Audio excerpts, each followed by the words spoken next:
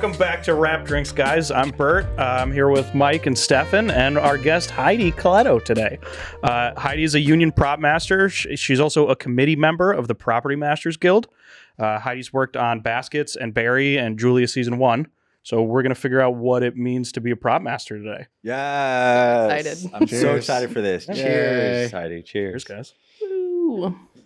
So, if you don't mind, can you tell us about your department? Like, can you break down what a prop master is? What's props? It's everything. That's it really is like the difficult question. It's like, what is props? And it's like, well, it's everything. If somebody touches it, eats it, calls on it, even drives on it sometimes, like, you know, it all kind of falls into drives in it, whatever. It's the road is a fine. prop. Listen. The world is a The prop. road is a prop. Does the actor touch it with his shoes? It's a prop. No, but yeah, it's everything. So it's, I guess the beginning of my job is basically getting a script. I read it 3 times, once just to find out what's happening. What's the story? If you like it. Yeah, I don't right? wanna Like if work I on connect with it. And then the second time is to kind of read it and be like, what are the big pieces? And the third time is to read it and like literally break everything down. Like, how many background are here? What do I have to have for the background in this scene? Okay, my heroes have this. Do I need to like correlate it with that? Where is this thing going to go? It starts here, but it needs to be here, there. So we need to like make sure it travels and like we see it travel. So it's just like, it's just being like, yeah, it's a lot. And then it's taking your crew, your assistant prop master, however many assistants you have on top of that. If you have a shopper, if you have a coordinator, and kind of disseminating to them and then figuring out like, depending on where you're at, if cars is something that you have to deal with and you have to find a car supervisor or a vehicle supervisor, guns, any kind of gun, anything. So you're in charge of guns and there's an armorer? Yes. But you're in charge of like holding the gun between the time? No, I'm in charge of getting the armor. Got it. I'm in charge of finding the armor and being like, hi, I have a safe on my truck that you can put things in if you need. What do you need from us? How can I help you with that? And just basically facilitating it. Because Does he fall under you in department? Like, yes, it's kind of like, I don't know if under is correct, but it's like within and adjacent. It's Within yeah. the family tree. Yeah, exactly. It's all part of the family tree. It's part of the family. Are you the Don?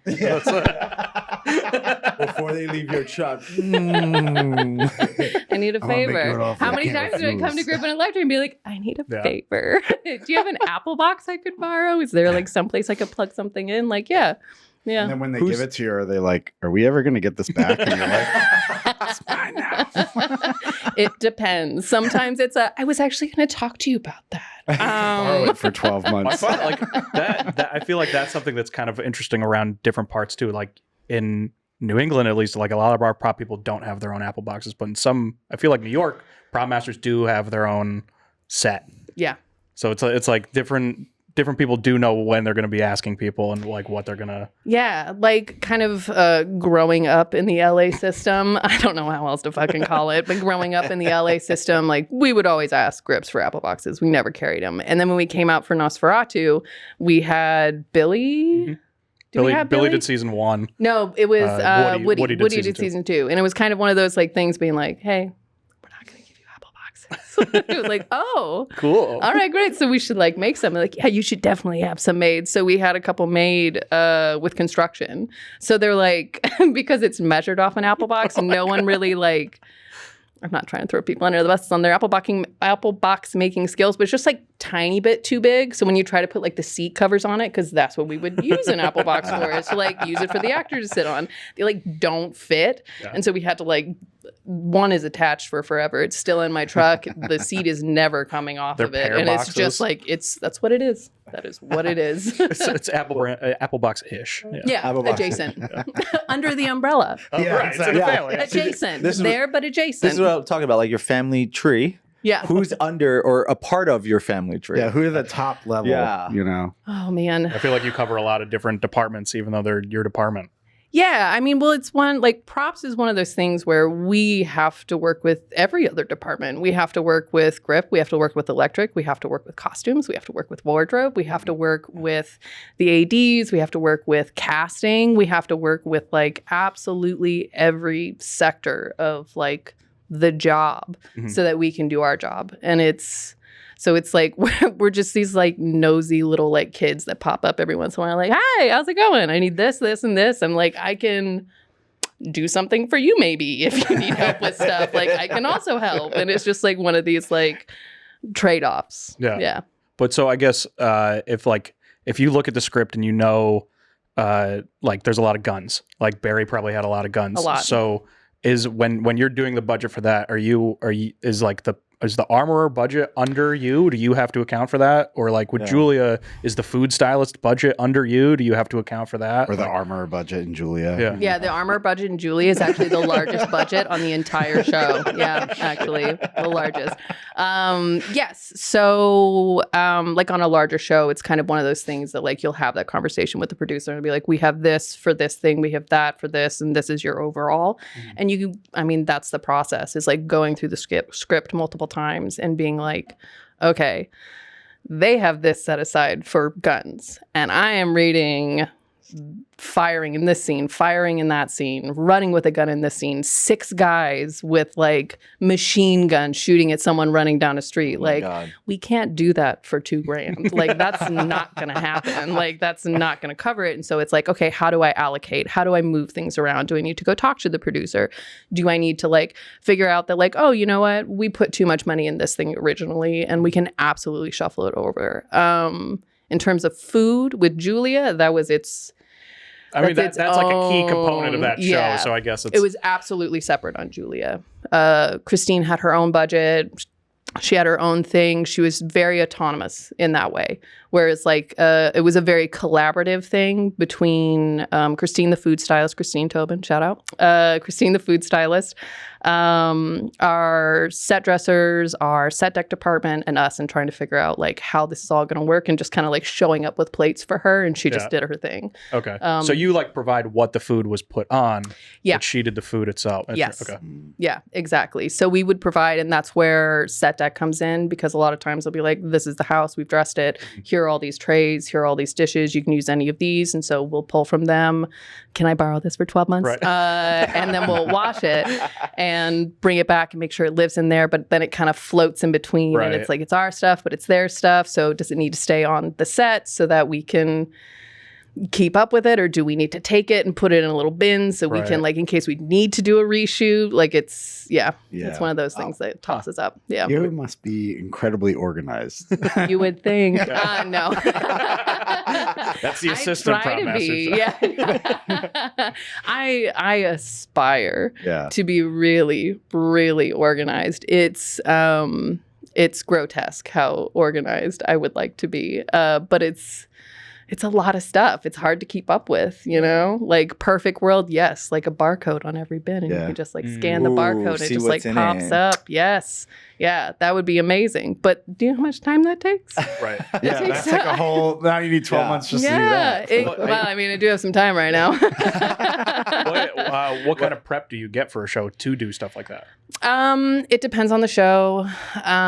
Depends on the budget. Yeah. But a lot of times I'll get anywhere from like 4 to 6 weeks if it's like a really big show that needs like a lot of prep. Like 4 to 6 weeks for television. For a feature, you can get a lot more. You can get a couple months ahead. Obviously, if it like depends on the subject matter as well. So if you're doing a period piece that requires a lot of guns and food and like driving and stunts, like you're gonna get a good chunk of time and prep because you need it, because there's so many things. There's just so many things and so many departments that you have to coordinate with to make sure that you're providing a safe prop, a correct prop, and that like everybody's happy with it. You kind of touched base a little bit of like the workflow for you, for like you get a script, you read it a couple times, you highlight all the props you need, then you go to producer, you're asking for a budget, and then do you do your own budget, sort of like our costume designer would do? Yes. So it's usually they come in and it's either like, so how much do you think it would be? Trying to like not give me an answer of how much they want to give me. And then it's always that like, how much do you want to give me? And then it's like that back and forth. Just and a standoff. Yeah, exactly. It's just a standoff with both of us being like, you say a number. Throwing out there. Who's going to do this? And so it usually comes to like somewhere in the middle where everyone's like, all right, well, let's see if this will work. And then you move on from there. And like, obviously you go back and you're like, hi, we just had that meeting and they changed like 7 things. And now they want them to eat a plastic bag. And like, that's going to cost more money because I don't even know how the fuck to do that. Like, we got to do this safely. I got to find somebody to make a plastic bag edible. Like, that's going to cost money. It's funny, but it's going to cost money. And then you have to like break down the budget. You have to break it down with like your hero props, your rentals, your things that are absolutely going to get destroyed. And so you need to have like multiples of, and like just so many things go into the budget. And then you just have to find a way to make a rough budget to send in to get approved. And then you actually get into the process of like finding these things and getting these things done and pulling things together. And then it's like, all right, well, I gave myself room here so I can pull from here. And it's like, yeah, I'm constantly staring at budgets. I'm sure you're probably giving yourself like a cushion, but is it common to like have to go back and ask for more money because of like changes that are made or, you know, cost of making a edible bag? Yeah, no, I don't know. I've never had to make an edible bag. Story. Like I've never had to make an edible bag. Like that was a very specific thing for you to just come up with. I don't know. That's a request you got. You'd be like, So I heard this thing about an edible bag. I heard you can make edible bags. You're like, that's it. Someone's like, I'm going to write this out. That sounds funny. Yeah, no, I've never had to make an edible bag. So sorry, what was the question before that? I have ADHD. Can you tell? No, just like in the sense where you get a budget. Do you ever feel like, you know, you give yourself a cushion like most departments would, but do you ever feel like you go over because of requests and then have to I mean, talk to the producer? The goal is not to. The goal is to stay within the budget because you want to be that person who can stay within the budget and who can make the magic happen without constantly going back and being like, hi, I need more money. And that's like the goal is to not go back. But absolutely it does happen. Yeah. And it's one of those things where it's like, hopefully the cushion that I put in there will cover all of this for me. But like sometimes things happen and you show up at 7 a.m. and they're like, you know what? We've decided to smash a cake into this guy's face. We're going to do about 75 takes. So I think you only need like 3 cakes. 3 cakes maybe. And we'll just like put them back together every time. And it's like, that's not how that's going to work. Like, I'm going to need a lot of cakes. And then, you know, your budget goes astronomical because you had to go buy every single cake at Market Basket. and then people are like, wait, why did we spend so much money on cake? It's like, well, 7 a.m. 7 a.m. you asked for fucking a million cakes. What happens with these props like after a film? Like, do you return some of them? Do you keep some of them? Specifically the cake. I should be able to have some of the cake. Yes. I eat that for sure. It just ends up at Crafty with like a You face should have, print. yeah. I mean, seriously. With food though, that's kind of the nice thing. Is like with food, it's like at the end of the day, oh, I'm just gonna put this out on a table. I'm gonna put a little free thing on the front of it, Or just and like on a lift gate of a grip Yeah. truck. I will say it's like it is nice to make friends with like the department that's handling that kind of stuff because like I think chicken finger, like once you brought the air fryer in and you were heating up stuff with the air fryer, like fries and chicken fingers and stuff like that, it's like that's a great little snack to just have when there's too many. That's how we bribe you for the C-stands and the apple boxes. They cut the scene or they moved it 6 hours later and all this stuff's warmed now. Remember when we gave you those chicken fingers? I'm here to collect.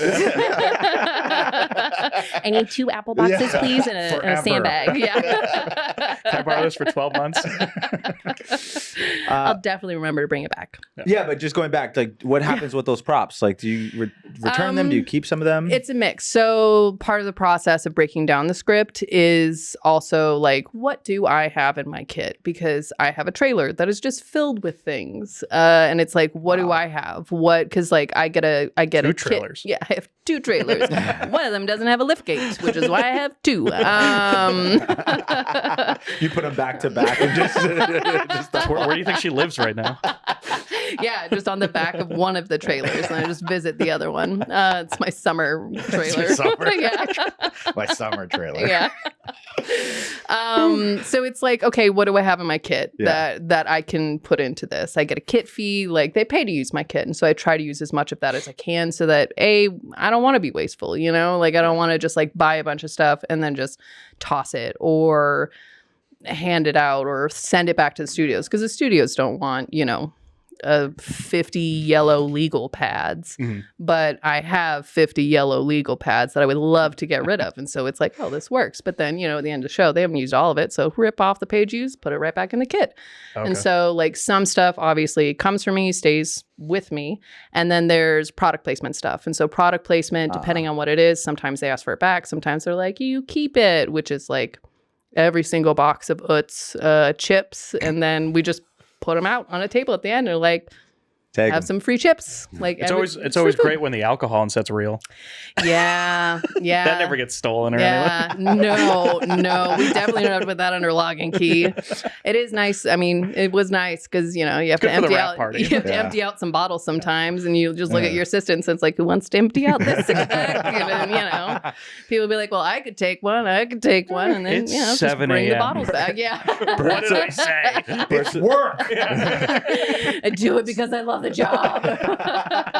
Bert's about to switch departments. Yeah, exactly. I think one of the things that you do on your set or in your crew, which is kind of cool, we do a similar thing with the electric cooler. Like we always kind of have this time at the end of the days where we kind of like rehash everything that happened that day, and we like share a beer before we go home, and it kind of lets some of that Yeah. angst out, I guess, if you want Sure. to say that. It's just a way to start fresh, and you don't bring that shit home. But like on Fridays, you do a little like cocktail mixer with some people too. Yeah, Sometimes. it kind of started on Julia, where because Paul Child was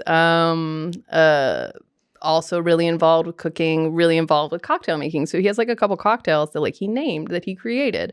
And this was interesting because we want to put that on camera so that the actors have this like, oh, this is Paul's cocktail because this is Paul's. It's in this book. I did research. And so it's like, how do I make that non-alcoholic? And I was like, but what does this actually taste like? And so we started going through like 1950s cocktail recipes, and there are some doozies out there that are just wrong, but it became this like really fun thing that on Friday nights it's like, all right, let's pick another fucked up drink to try, and we, you know, found some really amazing ones that like, oh, so good. And then there are some that are like, wow, I wish I didn't know about it. I wish I didn't know how it tasted. I wish none of us knew about it. This It's like is bread horrible. in the Jello kind of recipe kind of Yeah. thing. Oh, yeah, exactly. It's that version. There was one, I cannot remember the name of it, but the name is like atrocious. But it's essentially a Bloody Mary, but instead of tomato juice, you use beef bone broth. Nice. And it's like, I can't remember the name of it. It's like it has like a Called- horrible it's just name, a like beefy Mary. like a meat shot or something. It's Meat like shot. something horrible that it was like, what the hell is this? So we made it, and it's awful. You had to try it once. Yeah, you had You to try have it to. once. I mean, I think there's a moment of it where you're like, this isn't bad, and then you think about the ingredients, and you're like, oh, this is bad. This is bad. Like really salty. I shouldn't do this. Like, yeah, exactly, exactly. Boozy cold soup. Yeah, exactly. And it's one of those like, is this really what I want for my life? Is this where I'm at? It's called rock bottom. Yeah, exactly. That's a fraternity drink. That's like So, how long have you been in the props department?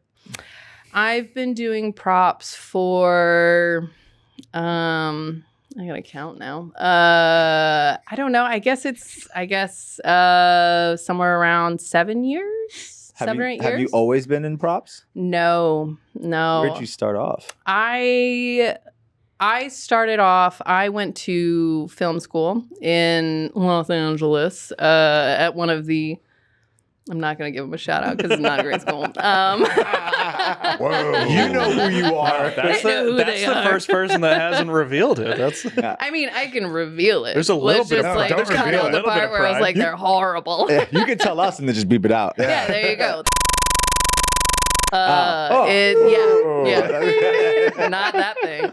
But it's kind of like it's known because, you know, you would get a lot of, because like low budget, you get a lot of graduates from these different schools, and like NIFA and LA Film were the two where it was like, do we have to hire someone from one of those schools? And it Wow. was always like one of those things you tried to overcome where it's like, I don't tell people I went, like when I was first starting out, I didn't tell people I went to that school because it kind of had like a thing on it. yeah. I don't know if it still does. but interesting. Yeah. Stigma, yeah. Yeah, exactly. Yeah. Did you? Well, I mean, a lot of things that people say when they come on here when they went to school, it's like you didn't learn much about the actual process of doing a job, but like, did you at least meet people there that like helped Absolutely. you get out? Oh, yeah, Okay. absolutely. I think, so I went to LA Film School for editing. I was Oh, wow. an editor. Big, yeah. big difference. Yeah, big difference. Wow. And then I realized that every guy in my class, which was like 70 guys and there were 3 women, all of them wanted to be either Martin Scorsese or He's an editor. yeah, totally. But then when they found out that they couldn't just like walk in a room and be like, I'm a director, they were like, you know what? Editing. And so all of them switched to editing, and a lot of them were better at it than me. And I was like, oh, all right. And so I kind of like tried, because they was like one of those programs where like, you try everything, you learn everything. Like I've set up dolly track. I wasn't good at it, but yeah, you know, you try everything. And I kind of fell into the art department, and I was like, oh, Okay. this is kind of fun. Yeah. And so I started production designing a bunch, and I turned into a horrible person, and I didn't like myself because I was so stressed out. I did one like movie that made some money, and I was like, I don't want to do this. And so I kind of took it back, and I started on-set dressing, and I was like, oh, this is great. I get to be on set. I get to move. I get to just like do things. This is nice. I like this. And the prop master on one of the shows I was on was like, oh, you want to help me out on props on this other show? And I was like, yeah, sure. Let's give it a shot. And that was like, everything just clicked. And I was like, oh, this is it. This is it. And then I just continued doing props from then. Okay. Yeah. I really started out doing church videos. Didn't we all? Church videos? Yeah, I worked for a videos? church. What does that mean? I worked for a church. We did, they had fun little like skits that they would show before services. Shut up. Whenever they would do worship, you would like run the system so it would switch like the words to the songs. People didn't have to look at the They're like hymnals. modernizing the birth of Jesus. Yeah, it was an evangelical church. So like skits. Oh, you like did the Righteous Gemstones. reenactments? yeah. Oh, I bit of a deviation. I grew up in a evangelical megachurch. Okay, that mega church. Okay, this Yeah. makes more sense. Yeah. Oh, yeah. Sorry, okay. mega church. I was My like bad. picturing like church. I'm like, No. This mega is church. like Yeah, production value everywhere. Exactly, Yeah. like smoke machines, Flying in lights, from the rafters. quite literally, like Yeah, no, I've descending seen from this. the It's the Super Bowl rafters. halftime Yeah. show. Yeah, exactly, Yeah, exactly. that happened sometime this year, right? That someone posted some really big, like they did like a concert in a church. Yeah. That happened. It's all the That's like time. Sunday Every morning. Sunday, yeah. Jesus. That's happening Sunday morning. right now. Yeah, currently. Guys, you turn this That's off. right. Go Around- watch that. yeah. Watch a mega church. Get some Jesus in you. So you went to the props department and Yeah. let Jesus go for a bit there. Is the cross a prop or set deck? Is it on a necklace? Is it up on a wall? No, Jesus is on it. He carried it. He carried it. It's mine now. Yeah. All right, we gotta borrow this for but 3 this days. is We great gotta though. borrow this Like for 3 days. he when he carried it, yes. If you want to talk Passion of the Christ, because that's the movie. When he carries it, it's a prop. When he's up on it, it's probably more a little bit like set dressing. But you also have to work with like stunts and all those other fun Right, things yeah, to yeah, like yeah. ring him up Right. there. Yeah. We're gonna have to do some penances and like No, say the Hail I'm Mary good. 5 We're times. going to hell anyways. It's okay. We're in the movie industry. Yeah. So you were talking a little bit before about you always try to supplement your kit. You try to use the stuff that's in your kit. If, like, Yes. obviously, different shows and different movies are very different than each other. What are the kind of things that you always have, like sunglasses or just like weird things like that? Sunglasses, rings, like watches, Wallets, always wallets. Like those are things that are going to get used every single show. Like there are some things that are just like this thing lives on a cart because we're going to use it. Like I have full bins of just like background stuff. So it's like ND newspapers, coffee cups, bags, like that kind of thing, purses, bags, all of that stuff. Like that's a thing that will get used on every single show. Do people give their own like background? Do they use their own phones like as a prop? I was wondering those. When it comes to background, it kind of depends. A lot of times, if they have a case on it, we're good with them using it. Just depending on like, is this an Apple show or is this a microsite? No yeah, that's for real though. I Like, know, yeah. like Apple is very specific. Like we get very, very specific rules. I got a script once where an actress is supposed to be looking at her phone while she's driving drunk and crashes her car. And they wanted to see like the phone, like a text message pop up. And I had to be like, we can't do that. We've established this character with an Apple phone. Like this is an iPhone. We can't have her driving drunk and crashing while looking at an iPhone. Like they will never work with me We again. have to make like, it a Samsung. at least. But we've already established it, so we can't do it. So we had to like figure out a way to work around it where you hear the noise and then she's like digging, you're looking for it, and that's when she crashes. How did you know that was a thing that you can't do that with Apple? Is that like Well, they send you a nice big email. They Oh, send they you do? a nice big email. Like they're very clear with it. They send you an email. They tell you what's up. They give you return. They tell you how they want it seen, what kind of cases you're allowed to put on it. If they don't want you to Oh, put wow. cases on it, like this is for Apple production? You're saying? no Apple products, General. like an General. iPhone and a MacBook. But like the an bat, you'll iPad. know no movie is the villain have an iPhone ever. You'll never see that. And if they Oh. did it. Illegal's not the right word, but they did. It's like almost a bootleg. They were real sneaky. Yeah. Oh my god, I Um, never thought about that. But Yep. I mean, there's other companies that give you things like the correct way to light a Heinz ketchup bottle. I do know. Well, specifically the dollop. No, we had. That was the weirdest thing I've ever seen. We have product placement. People send us stuff and we put it in how we can, but then you have paid integration. And paid integration is a company said, we will pay you to use our thing in the movie. And so it still goes through me, but then the company who is giving us this product has more say as to how it is seen, how it is viewed. And so with Heinz ketchup, I got a really thought through, well-designed booklet basically of how they would like it to be lit, how they want it to be faced towards camera, what a dollop should look like when you get a dollop of it, how it should be. The dollop should not be next to the French fries. It should be on top of the French fries, like very, very specific. And I've had this with McDonald's as well. I used McDonald's on a movie once, or we had McDonald's on a movie once, and they actually sent people out because they were like, no. We'll bring a refrigerator. We'll bring our people. We're going to put Yeah. everything together for you. Yeah. Don't touch this.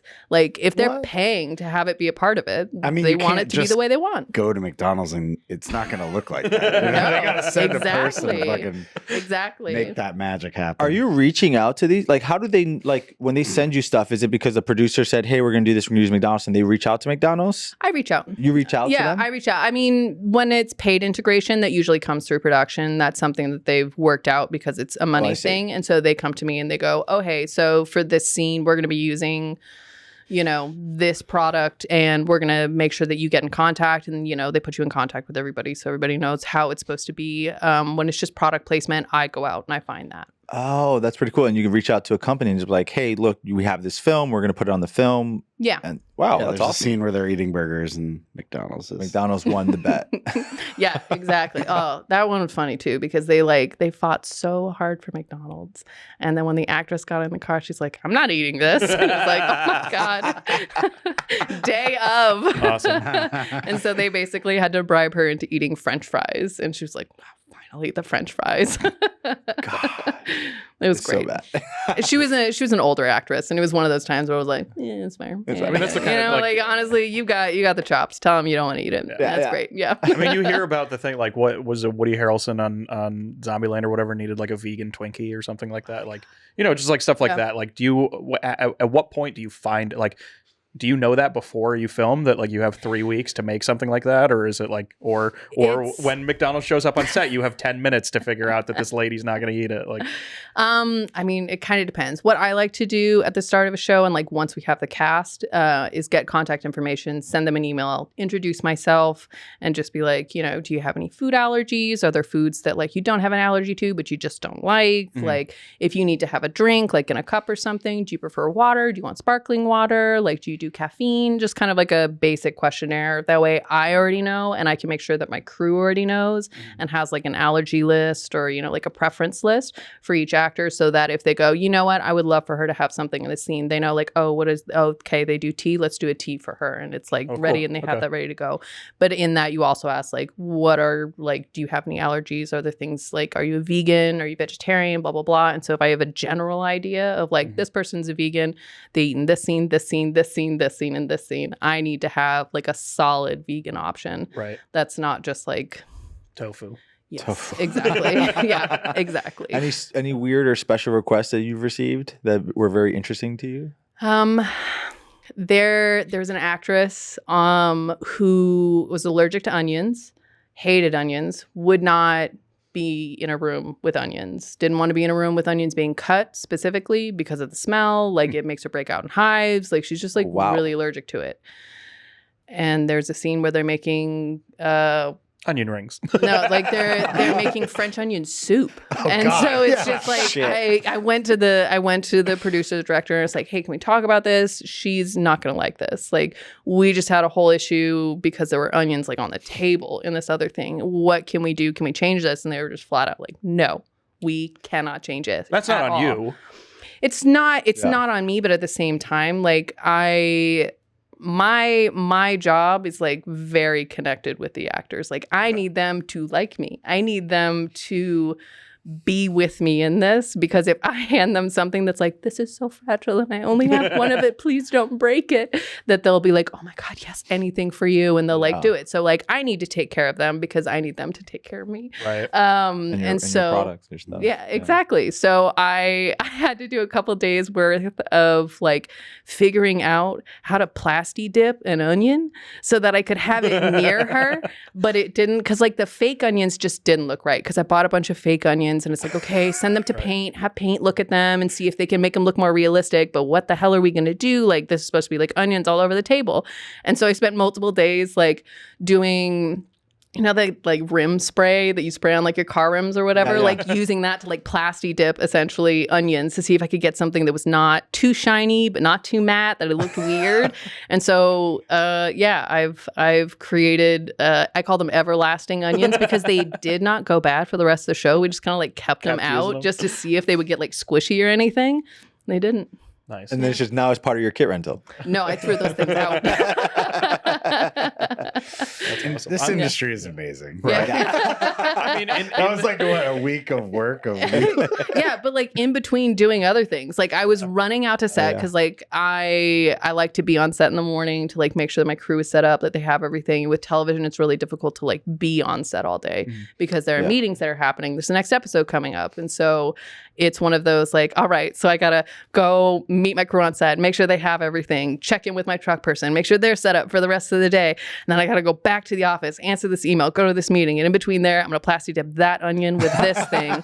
And then when that's done, it should be dry enough that maybe I can do another layer, but then I'm gonna try this one. It's like, do I have enough ventilation in my office to do this? No. Do I need to go outside for that? And it's just like trying to do that. Oh, we have a problem on set. Okay, I'll be there after lunch. Okay, if I dip this now and I leave it there, then I can do the bottom side at the end of the day before I go home. And it's just this like constant yeah, exactly. It's that meme where it's just like thinking. Yeah. That's prop mastering. Yeah. Heidi, you okay? No. What's up? That's not my answer. Well, I mean, obviously, I think, you know, over your course of your career, that has gotten a lot better, right? But how was it starting off when you're first in working in props and like trying to figure out how to maneuver and do this? I'm sure you have some stories where it just didn't go the way you expected it to go. I'm trying to think. I feel like all of the things that was like, this did not go the way I thought it would. When you were working for Josh, one of the only times we ever saw him on set was when there was like it was like a bigger prop, you know. So it's like we had a dead pig or a dead elk or deer was or a something. pig. No, there was the elk on. You did Nosferatu. a lot of dead. But so animals, I started this rumor outside of the props department that before he was a prop master, he was a taxidermist. And so the only reason you ever saw him was because there was a dead animal on set, and everybody believed me because they knew the only time they were like, "Wow, Josh is here. We must have a dead something."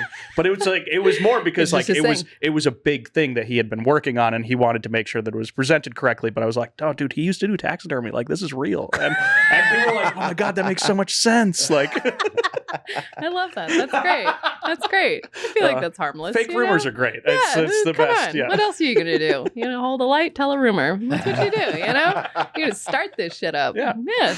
Why not? Why not? He's got to make the day interesting. Yeah. you know? Right. Listen, we do what we can. Yeah. I guess in that same vein, it's like at what point did as like an assistant prop master did you realize that he was starting to give you like or you were getting more responsibility to like then transfer into a higher role? I guess that's kind of what you were. And is that how you start? Because I don't know. Is when you come into props, do you start as a prop assistant? Usually no. Props department do not have PAs. We do not have PAs. Right. It is everything we do is covered work unless it is emptying a trash can and getting coffees and lunch for people, and like they're not going to give us a person to do that. And so but would like a buyer be like the entry level? Yeah, I think buyers actually kind of new. When I worked in LA, and I know that now it's a lot more common, but like it's kind of a new position, and I think that is like a really great way to get in. But it's also a really difficult position to be your like in position because you have a lot riding on you. Because if you're going to go shopping for me, like I have to trust you to know my shorthand, because I'm going to get so busy with all the fucking numbers and everything that I'm just going to go, I need the thing. I need the thing with the thing that does the like thing for this scene. And I need them to understand. Whisk. Yeah. There you go. Yeah, exactly. You got it. You wouldn't handle what can handle. Great. Do you want to judge? Okay, great. But it's like, it's that. And so it's like finding someone who can understand your shorthand and like understand what you're looking for, but also has that like creative eye and can be like, okay, I just saw this and I think it's cool. Should I get it? And that's a specific person. Right. Yes, exactly. Yeah, it's probably the person I work the closest with once we start going, because it's just me and the shopper being like, okay, I need this, this, and that. I got a call. We got to do this. We need to get that. Like, I need you to start shopping now, and I'm going to send you off and you just go home from there, bring it back in the morning. And like the scheduling between the two of us once we start going is intense. But yeah, so you have buyer. Usually I would say like the way I started, and I think like a really great way to start in props is being the third broom, being that like extra prop person, doing day playing gigs. Like that's a great way to do it. You said third broom? Yeah, sorry, it's a term. I was like, yeah, tell me about the term. I was like, third broom. You know what? You don't have I three? don't know the etymology of it. I have no fucking clue. It's like it's the third broom is the extra person in the crew. It's like you're not the core crew, you're the person who's there like to jump in whenever you need. You're that mix-in person who's happy to jump in every position. Yeah, and so it's a great way to like learn the system, learn how it is. I think being the truck person, because you have the dedicated truck person who like knows your kit and knows where to find things, organizes stuff, puts bins together for the next day. If they suddenly need something on set, they pull it, they run it to set. Like that's a great place to start, because it's another one where you see everything. And then you have the onset people, you have the people who deal with background, and then you have the assistant prop master who, for the most part, for myself, does the onset stuff with the actors and everything. For your onset people, do you kind of dedicate it where like the number one actor has like this prop person that's working with them specifically, or is it more just kind of like they're deciding who's doing what? It kind of depends. Like if it's like a normal show with a normal amount of characters, it's like all of first team will go with the one person that I have. But if it passes over like 5 people or something like that they have to be in charge of, then it's like, okay, we need to add another person in there. Like Good Burger, we had such a huge cast that I needed 2 dedicated onset people. Like there's no way that job could have been done by one person, because you have watches, rings, hats, aprons, like things to work in the kitchen with, you know? And so you can't, like, that's just too much for one person. You need to have 2 people to do that, to like have the job happen correctly. Do you have like a number that like, okay, there's 10 background, we need 1 additional. There's 25 background, we need 3. Like, do you have like is there a scale kind of like if you see the call sheet and you're like, no, we need more people? Yeah, I mean, I can't remember I had this whole conversation recently about what the number was and like how to bump it up, but I think it's like every 25. One more person. When it comes to background, I might be overshooting and it might be 15. But I mean, we'd love it if it was every 15 we got another Just person. say it's But like, 15, man. that's what I'm saying. That's the industry standard. But you add another person because like with baskets, we had the rodeo, right? So this is a real rodeo. We filled up an actual rodeo multiple times. And so that's a lot of people. So you have all these people with concessions. And so it's like, okay, we need to have all this extra food. What kind of food are we going to have? Like, you don't do peanuts on set. No one, every director is just like, oh, people could have like peanuts that they're throwing around. It's like, nope, we don't do peanuts on set anymore because like You Allergies? never know who's allergic Yeah, to it. And like peanut allergies are so common. Like, just don't do it. You just don't do it. And so circus it's like, peanuts. yeah, exactly. Don't do it. Well, I mean, because it's baskets, it's clowning. So of course they wanted peanuts everywhere, and it's like that's not going to happen. And so it's like, I would assume at that point you'd be like, so I figured out how to make a peanut that wasn't a peanut. Vegan peanuts. here's the deal: you can. I could absolutely tell you how to make fake peanuts. I can tell you where to rent them from, even. Wait, what? But the problem is, You can't- not 'cause crackable. Not Not crackable. crackable, just no, like a not plastic. edible. Someone cracks it. No, you're no, like, no, that's no, no. $40 peanut. Yeah, I mean, it's going to cost a lot of extra money. And like, that's the thing. It's like, is having the peanuts in the background so important that we want to put extra money to it? And if the director, if the producer say yes, then we go, no problem. I can absolutely get that for you. That's not a problem. But it needs to be fake. Yeah. So how do you manage that many people? Like, I always see a folding table with like a grid of numbers on it. Like, how is there like deals you work out with background? Like, I'm going to hold on to your license or whatever, and you can't drive home until you give me everything back. Oh like, my God, we did that once on baskets. We had it was called like the Women for Women conference, and so it was all middle-aged ladies. It was like probably around 100 to 200 background because it was supposed to be this big convention. And we took one of their slips that they usually give the ADs so that when they return, so they can't check out. Yeah. So when they return their props, they get their slip back.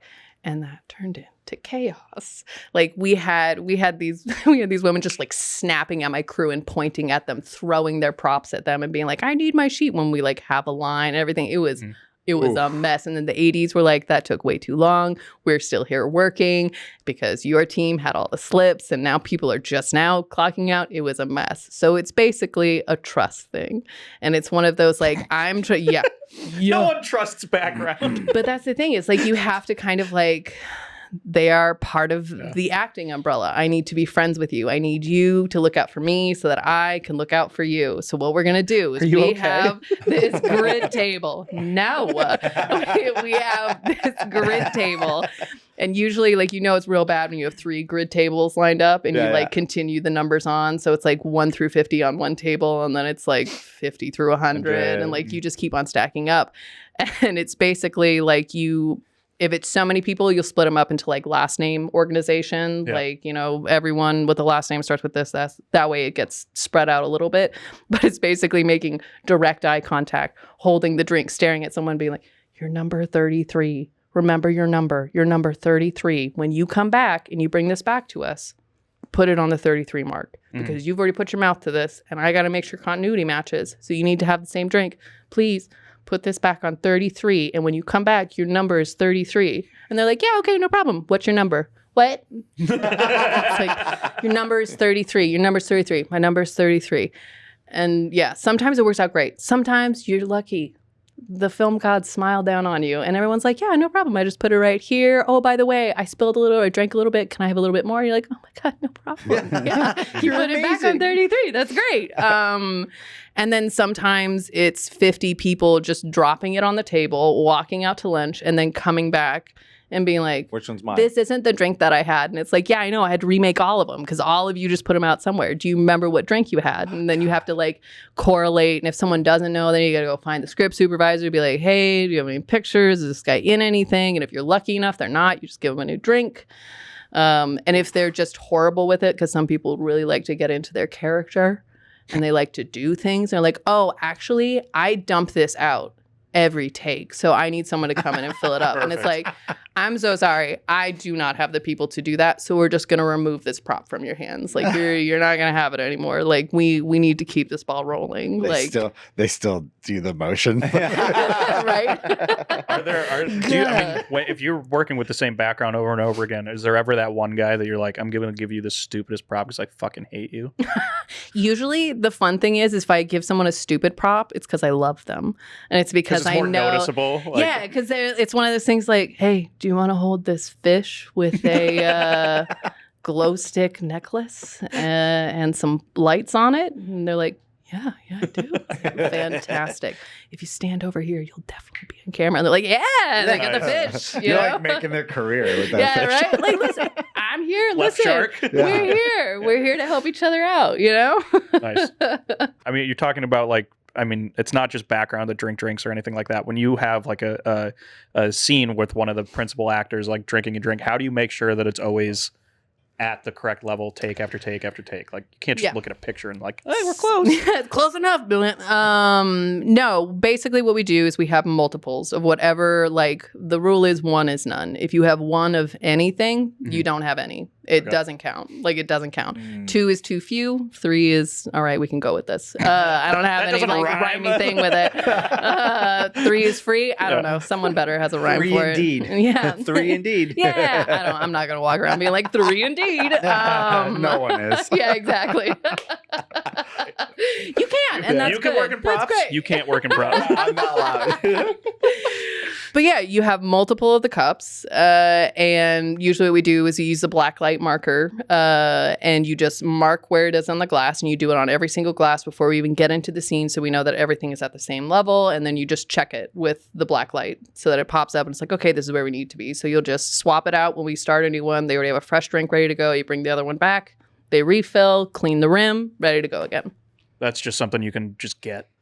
Yeah. You can buy it at ISS. You can buy it online. Like, I don't like Schmamazon, but you can buy it on Schmamazon. Amazon. Yeah. But yeah, you can find it a lot of different places, actually. It's like strangely common. And you use that you like mark the glass? Yes, you can mark the glass. You can even, because like sometimes you'll have a scene where a bunch of different people are drinking champagne. And so they're all the same champagne glass. Everybody lifts, drinks, and sets it down. There's just like a mess on the table. And it's like, oh God, I don't want to have to clean every single one of these entirely every single time. And so you can like write a name on the bottom of it. And you can like click that on and be like, oh, okay, this is for this character. I'm going to take this one. It goes with that one. They had this much, and like this character didn't. And so you have like your set groupings. So is that what you do? Like when you were saying like there's a grid and like you're number 33, remember your number 33. Do you like write 33 on the glass or? Yes. Okay. We have tried doing that. It gets to a point where it's like, it depends on how many people you have, how many times you're going to do this, because sometimes it's just like useless, you know, like you can write it on the glass, but if they don't remember the number, then it's not going to matter, you know, like it's like, so I know this is glass 33. So you write it on them? Just cattle brand. We thought about it, like, you know, like how you get like a stamp when you go into a club or something like that. It's like kind of like writing the number on the hand, but then that's another thing where it's like you have to have a whole person standing there being like, what's your number? Okay, we'll write it there. And it's like you're almost adding a step to it to try to remove a step later. And it's one of those like, isn't worth it. It should be like a strike count, you know? It's like everyone's equal. Yeah. We'll have our number on the glass. You only mark them when they fuck up. If you come back and you forget your number, you got to go see this guy now. Now we put your number on your. You're punished. Shame. Shame. There's like a pop person behind him just saying like shame. That's awesome. I guess you can't do that on like CSI though, because if they pull out their blood, like the whole set just depends lights on the up. scene. Yeah, everybody's got like a little number on their hand. They were all at the club. Well, one time I did a shoot where we were in like a strip club in Times Square, and they were like, "We got to pre-light it with black light," and so we like pre-lit the whole place. And then like we turned the black light on, we went outside and they're like, all right, we got food, but it's like February. So they're like, everyone's like, oh, just eat in the strip club. We all walked in and we're like, I'm not touching. Oh my God. We filmed in that place. It's disgusting. Anytime you had to like put your hand on the ground, you're like, oh my God. Oh my God, that's nasty. I leaned on a wall and one. I think we were shooting like Blue Bloods or something like that. I leaned on a wall and then I got up and it was just my whole back was glitter. I was like, don't fucking do that ever again. So what was that process like? I was wondering when you're on set, you're working, and you're like kind of making the career choice to up level, I would say, and like get a trailer. Yeah. Was that you're like, I've done enough production that I'm like, it's the next step for me? Or is it like something that you need to do when you get in already thinking about getting a trailer? No, I mean, for the longest time, I definitely did not think I would find myself prop mastering. I really loved being on set. I loved being an assistant prop master and like being in there, like being there to like fix the little thing that goes wrong, you know, because like that's the thing that happens on set. It's like something you would not expect, you know, and I love doing that. I was on the last season of Baskets, and with my local, there's different cards that you have to do different jobs. And so I was in his property, so I couldn't prop master without a prop master card. And so I basically had to apply and prove that I had done a certain amount of hours that you have to do so that you can get your prop master card.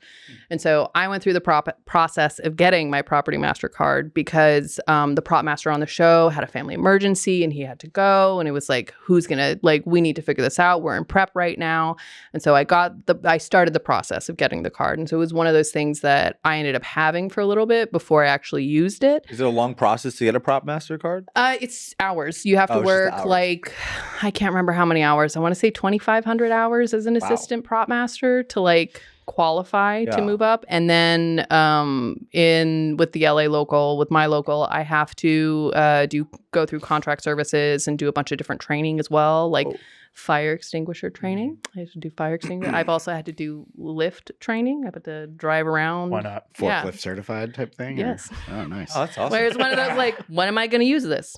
Never. But that's fine. Yeah, but you know there's going to be that one day where there's a forklift and no one's around. Yeah, You're like, and I'm going to look at an assistant and be like, I want to go out there. I want to go out there. Construction, Yeah. grip. Yeah.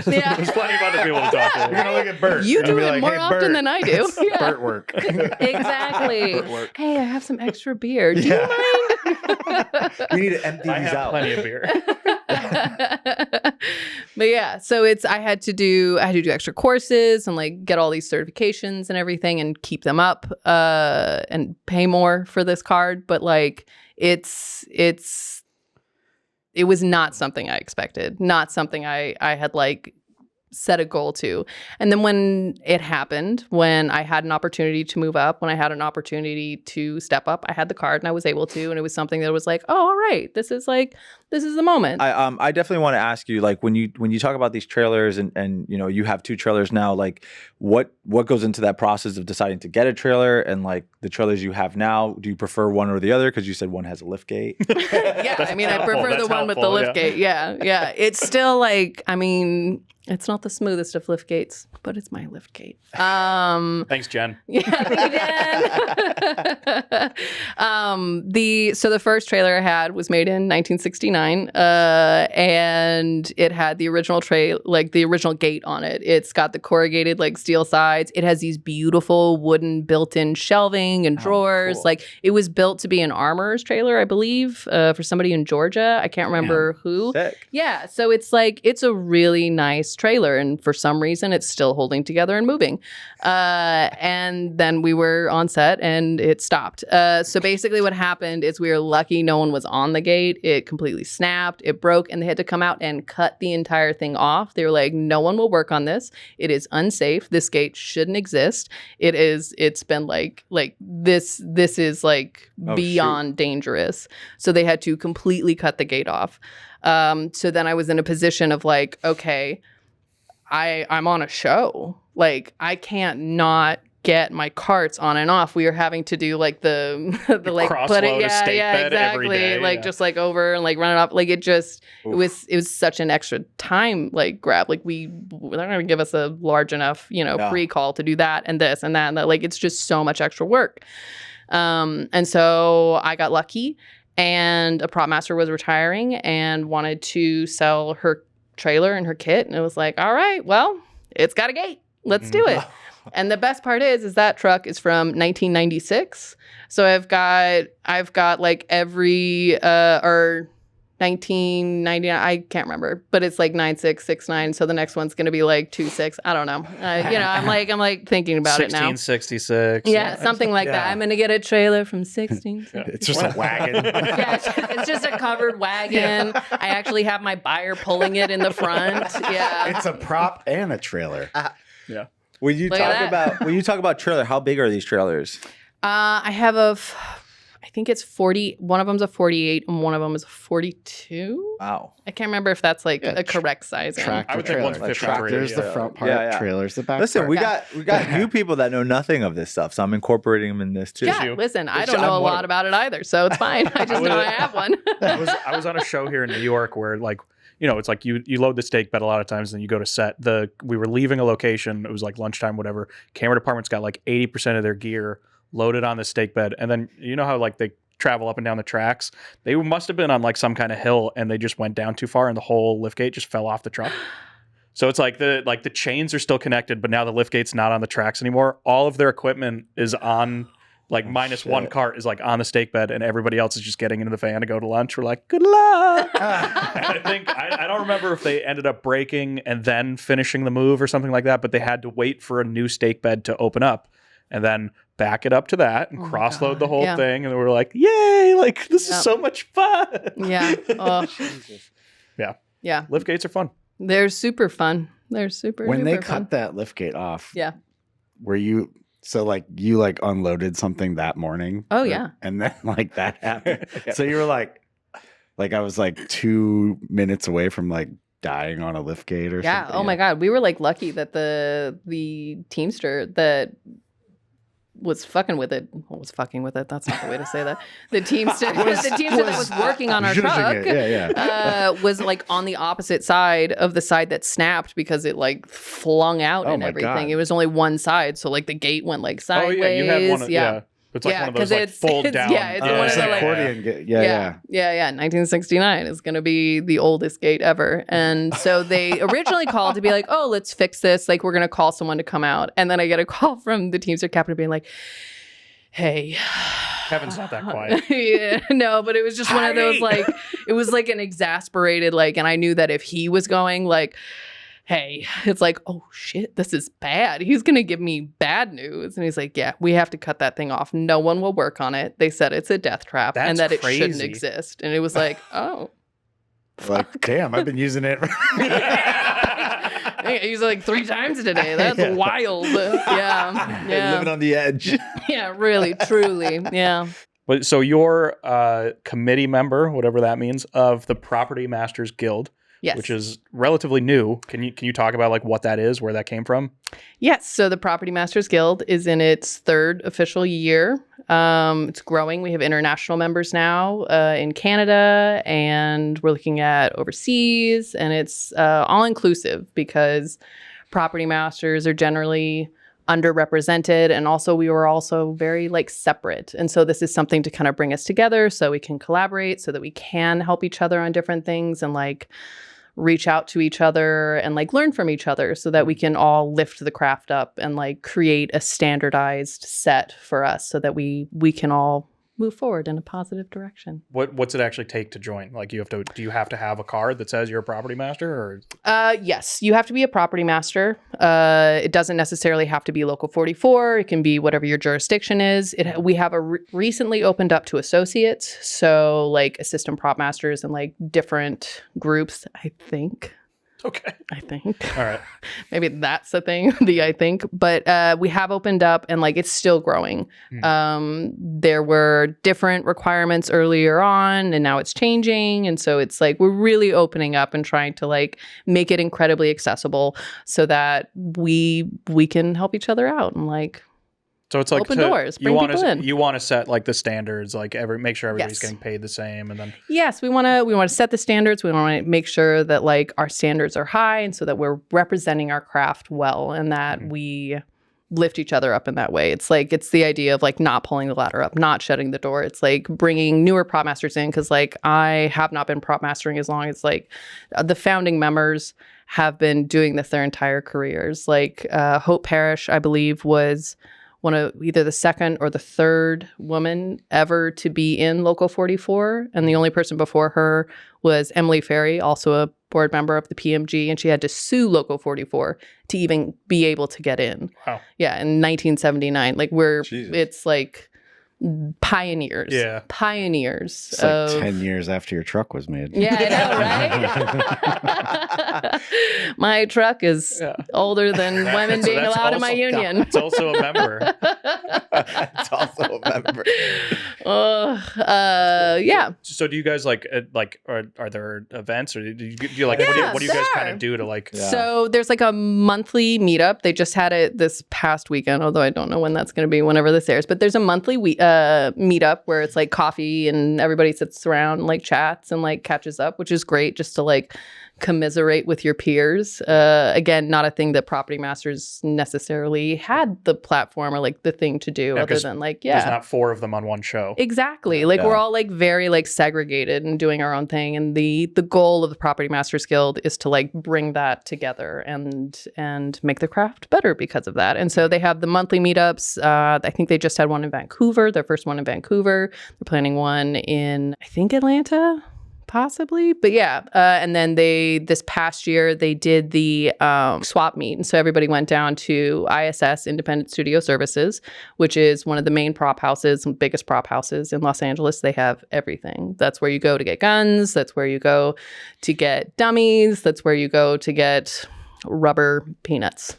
And it's like that's where you go. Yeah. They make Captain America shield, like they do everything. Like they have a whole section called SAT that like does all this stuff. So it's like this big parking lot where everyone stores their trucks when they're not working. So no one was working. And so they had this big swap meet that went amazing. So many people came out.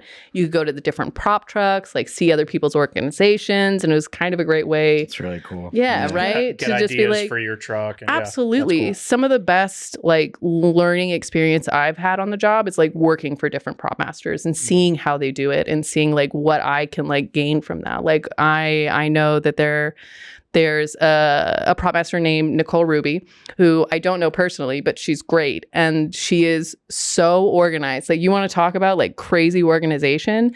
This woman has this down to such an impressive level that it's just like Google Docs with spreadsheets that have all of the history of the things, like research. Every show it's been used on. No, I mean like all of her research. Like she offers a research booklet to like people when they do her show and tell and all that stuff. And I don't know if I'm giving away her secrets, but but I'm like envious of it. I'm envious of that level of organization. It's really cool to like see that happen, because it's like, oh, what can I do to like help myself become that overly organized person? Like how do I bring that into my life? And it's just great. Yeah. When you went to this prop swap and you looked at other trailers, did you see like cool design setups that were like, oh, this is unique and something I'd like to incorporate in my own? So technically I wasn't there because I was out here and working, but they did videos and like they posted it all online and everything. And yes, I mean, they did walkthroughs of different people's trucks, and like even watching it online, I'm like, oh my God, look at that. The floor setup. lifts Like, up it's great. and there's like secret compartments. It's where we hide people. Well, you could keep the dummies down there. That would be really funny, actually. I actually kind of like setting up the dummy so that it's staring out the back gate, so that whoever opens it up either in the morning or like when we finally get on a show is just like, oh, fuck. Well, you name But all your this is dolls. the problem. Oh yeah, listen, everybody has to have a name. This is Tony. Why? Yeah. Because I felt like it. Yeah. We have, oh God, Vera. Yeah, we have Vera. She's a dummy that was supposed to be lit on fire, but then never got lit on fire. Lucky her. Yeah, I know. So we bought her, but nobody wanted her. And so I was like, all right, Vera, here you go. And so she just hangs out. And I just got Vera. Different positions every day. Oh yeah. Like that's the fun thing. Like that's the fun part about being the truck person, is when you get all of your assigned tasks done, then you're just like, all right, what weird thing can I do now? Like on my last show, I had 2 people on the truck for like a long portion of the day. And we had they needed like fake legs. And so I spent an entire day taking like full on tights and just stuffing it with batting so that it was just like I was making legs so that they could come up and get smacked into someone's face. And I'm not joking, like fucking 4 hours just sitting, like talking to people. I've got like stuff all over me, just like stuffing these legs, like squeezing them, trying to make the proportions correct. And then someone's like, oh, yeah, we cut that. We're not going to do that anymore. And it's like, super. Thank you. This is great. I'm happy to be done with this project. Everything's fine.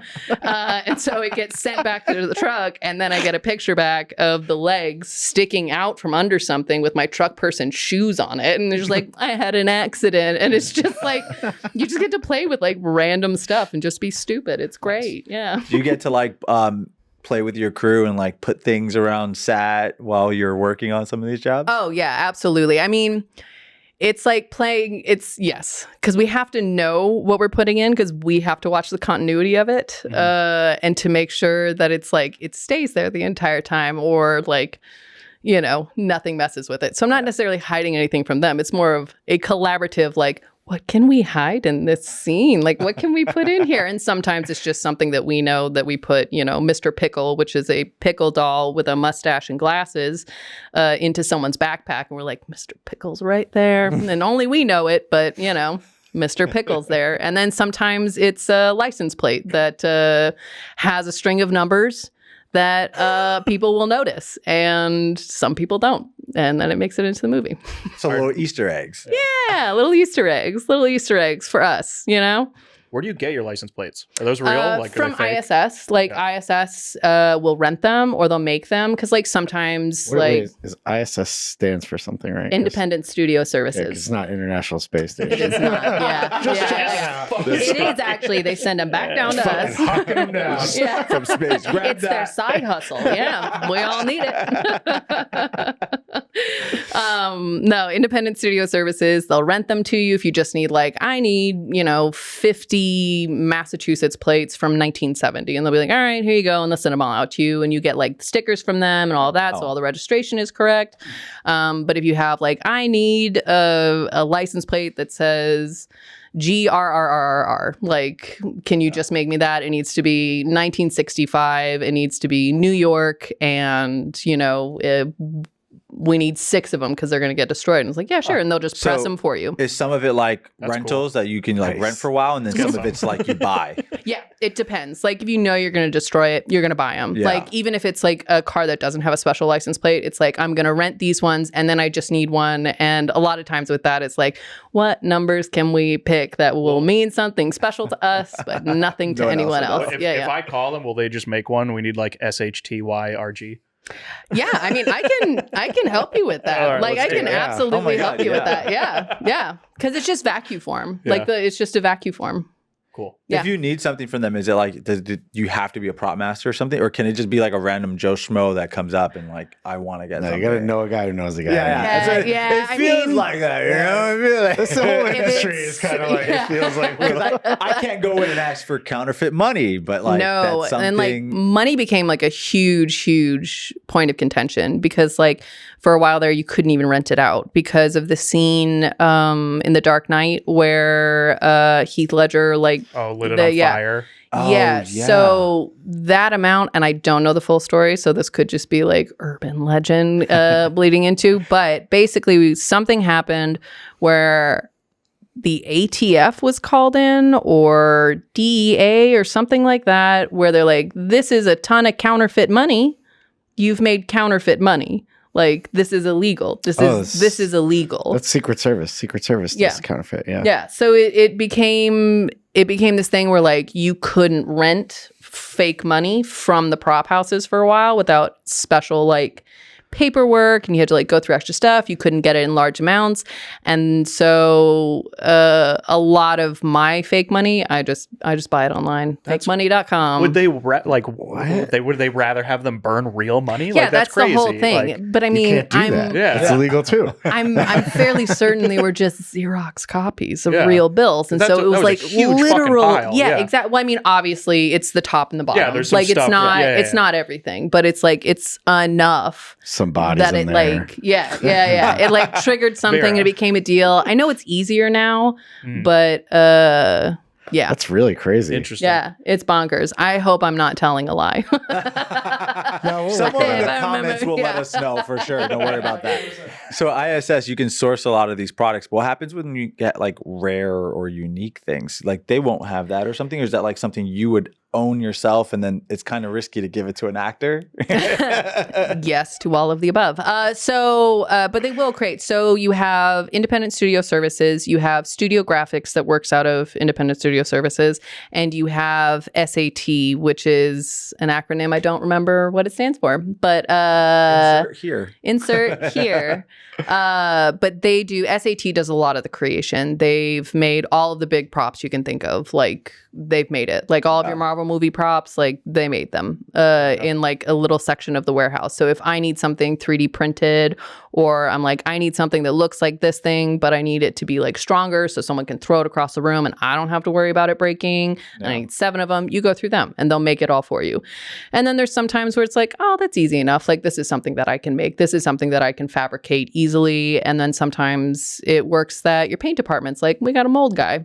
We'll just make it ourselves. Awesome. And so it's 3D in-house. So printing. it's like, it really depends on what you're doing and what you're looking for. But ISS is kind of like a one-stop shop in a lot of ways, because you can this is just a plug for ISS. You can get a lot of stuff there. It's really great. Except no one can buy there unless they know. Yeah. I You mean, know I'm somebody. sure, no, because like Heidi's they number have, is below. Call her. just email. We don't want to get doxxed. 10% You gotta commission. hire me, then I'll get you in.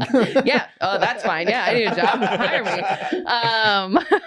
No, like they have like a shop at the front, so you can just like go in and buy a gallon of blood, some fake cigarettes, a bunch of rings. interesting. Like you can Cool. the black light Basic marker. stuff. Yeah, they have like an expendable shop basically. And so it has like all the things, silent bags, like all that stuff. But if you want your logo on the silent bag, then you need to go through Studio Graphics. To go through Studio Graphics, you need to have an account set up. Yeah. To have an account set up, you have to go through your accounting department. It's way easy. Like, no, you don't, it's yes, it's not necessarily not open to the public, Yeah. It's just work. but just work. it's geared towards Yeah. work. Yeah. Yeah. Yeah. What happens when you have like that's for stuff that you want to source, but sometimes I'm assuming that you have like a show that you'll do in 1920s or something that, and you have your own unique products that are actually real. Does that stuff you also give out to actors, or you just keep that at home? I mean, when it comes to like real products, like actual recreations of it, you know, we do what we can. Like, I had to recreate a very specific, like, real coffee brand, but it came in a tin at that time. So it's like I had to go to the company, the guy who reps that company, and be like, "Hi, can we use their logo for the show? Like, I'm gonna put it on a can," and then it goes from there to like, okay, let me send you the file of what that logo looked like, what that label looked like in 1920, and then can you send me back the can that you're gonna put it on, because we need it to be this, this, and that, because they also want it to be a correct representation. Yeah. So then it goes through this process of like, okay, how do I find this can that like works for what we're doing, but I can buy a bulk so that I can do multiples of these and like make sure that this isn't a one and none. And so it's like, it's just that process. It's finding something that either you can recreate so that it is basically the real product, but it's new materials, or you can't get around it and you have to use some vintage thing that is like precious. You can't get more than one because Right. it's the only one in existence Yeah. that you have found after 6 months of searching. And so you have to just like take this precious thing and just stare someone directly in the eyes. And it's always like that very intense, like, hey, this thing, it's special. Are you And talking usually, Like yeah. kind of like a guitar that might get Yes. smashed or something in Yeah. like a big name movie. Or something. My God, when I heard about that, I like my stomach dropped. Like Ugh. whose responsibility would it be to run in and flat like the prop master's not necessarily always not by the like I'd assume for like a very important prop you'd probably be Yeah. on set for something like that, but like Yes. if you're not near the monitor, is it the AD, like who's like flagging it down, or is it just like let the cameras roll? I Insurance. Obviously, I wasn't on that set. No, I know that. I But don't know how it worked out. Tell us about that story before we go into that. Which one is this? Yeah, I don't know what you're talking about. Oh, the So, hateful. Yeah, you yeah. can say. Yeah. On the Hateful Eight, there's the scene where what's his name? Well, Kurt Russell, takes yes. the guitar from Yes. like his prisoner who's playing it because Yeah. he's getting annoyed with it, and he picks up the guitar. They were supposed to cut, and he was going to smash a fake guitar, but it was like an actual like vintage like 1800s guitar that there's One only of a kind. of, Like they had to get special insurance to very have it on historic, set. They like- had to like promise like the museum that had it, or I can't remember, it was the company that created it. They had to promise that this thing would be like precious. This Yeah. is gold. And so it was supposed to be like a cut and then switch in, which is something that we do all the time, where it's just like, I mean, fake glass or fake glass all the time, where it's just like you just hold cowboy switch, where you just hold, someone runs in, the actor holds a position, you put the thing in, and then boom, you know, it's time to smash. Is it And it's- cowboy switch? Because I've also heard Texas switch or something like that. That's adorable. Yeah. Yeah. I mean, it's Where the same vibe, it's like right? it's like you don't cut and the camera like pans over and then it's like, you know what I'm saying? Oh yeah, maybe the cowboy is the camera moving, or the Texas is the camera switch. moving. It's like what you do with stunt doubles. Like Yeah. it's like the person jumps through the window and then the camera pans over and the actor's there. Gotcha. Yeah. Stunt guy's probably just like on the floor. Hold Yeah. still. Which is also like, that is such a props thing, is we are always hiding under things and like crawling into small spaces to like hand an actor something from like under a desk, or like hiding underneath a camera lens and just trying so hard not to move your body until you have to bring holding this it thing next up. to the table Yeah, that they're going to pull it off of. Don't make eye contact. Don't make eye contact. Don't make eye contact. You're just like holding it, and then they're done, and then you just sit awkwardly Waiting. for the rest of the take. Oh, that Like, has to be so weird in certain Yeah. scenes. yeah, which It's like an intimate scene and you're just sitting there like yes, yeah, yes. You Where it's said like, yes, like you had a actual story. I did. I was like on set dressing on some like series, and there was this really graphic sex scene, but there were like different props involved Always in a sex it. scene. It's And always a sex so, scene. and so, like everybody's in like pasties and like merkins and stuff like that, and I'm just walking and being like, "Mint, I'm gonna replace the water. I'm gonna move this loop back over here. Is everyone okay?" Just like looking at the floor, don't want to like make anybody feel awkward. Like just kind of like, "Okay, great, thank you guys, bye." And then you just like walk out again. You can't watch the monitor, so you kind of have to like trust what they're saying is happening. And it's like, "Hi, I'm so sorry. Your shirt is over here now. Is this going to be it every time? Do I need to like, what do I need to do?" And it just gets really awkward. But another reason to be good friends with the actors, so you can be like, "Hey, you're naked. I'm not. Where does the thing go?" You know? We send in. We had one movie. There was like a threesome with a strap on involved, and it was just a whole weird thing. Never made the movie, but like nobody wanted to be in the room for that. But there was like a lighting gag, and so it's like day player. And I think he was hiding under the bed with like a dimmer switch, and it was just God. like, all right, Just smack. have fun. Like, Yeah. Oh man, there's some shows. There's one show that I can think of that had. I mean, it was one of the first shows with an intimacy coordinator, and it's because there were just so many Right. things where it was like, there was a guy. He was walking around fully nude, but it was a prosthetic penis. So he feels like he's covered enough. So he's just like walking around Still in a between dick. things, and it's like, what do we do? Yeah. Like, I just need to go fix this. Is this I'm gonna leave. harassment? Yeah, I don't know. I don't know what to do with this. And then of course you have It falls under props. No. They weren't That playing one- with no, it. no, They no, weren't no. playing with it. That's a special effects it's attached artist. to him, so that falls into like makeup and like special effects Got makeup. it, got Yeah, it. yeah, Now, yeah. if they touched it, No, or no, cut it it's off. Still, if they cut it off, if they cut it off, then it falls into a prop. 100%, yes, yes. Oh So- my god, that's great. I would, Confirmed. Yeah. But let's bring it back because I actually want to know when we're talking about what happens in those situations where a prop does break, right? You're talking about Right. on what was it, Hateful Eight, when that prop Yes. breaks, like insurance. That's an insurance thing. I mean, at that point. that was like a huge thing Yeah. because it was said over and over again, this will not happen. Because of course, when you go and like you reach out to these companies, a lot of times they're like, can we see script pages? Can we see how, like, what is the intended use of this item that you're asking to use for us? And so they read it and they're like, guitar gets smashed in the ground. They're gonna be like, no. Yeah. No, you cannot. And then it's like, no, look at this. We have all of these like beautiful recreations. Like he's going to be smashing these. They're already pre-scored. It's not going to touch it. We're going to jump in every time. Like it from everything that I knew of the situation is it just got caught up and he got caught up in his acting, and instead of stopping and running through, like stopping and having someone replace, he just went for it and smashed the real thing. And so the reaction on the actress's face was just like real of this, because she knew what the fuck just happened, because she's sitting there like playing this like piece of history, and then it gets smashed to bits. Yeah.